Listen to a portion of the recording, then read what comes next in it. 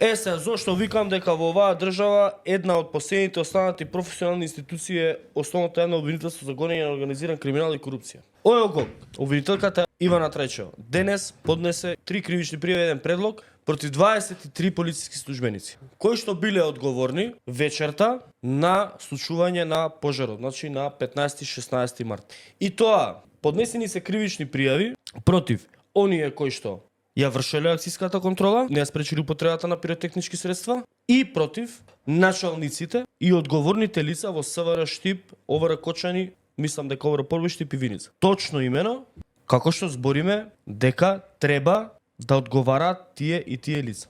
Единствени одговорни за настанување на тој пожар се токму овие лица, кои што можеле, морале да го спречат. Знаеле дека таму ќе се одржи настан и морале да го спречат, а тоа не го направиле.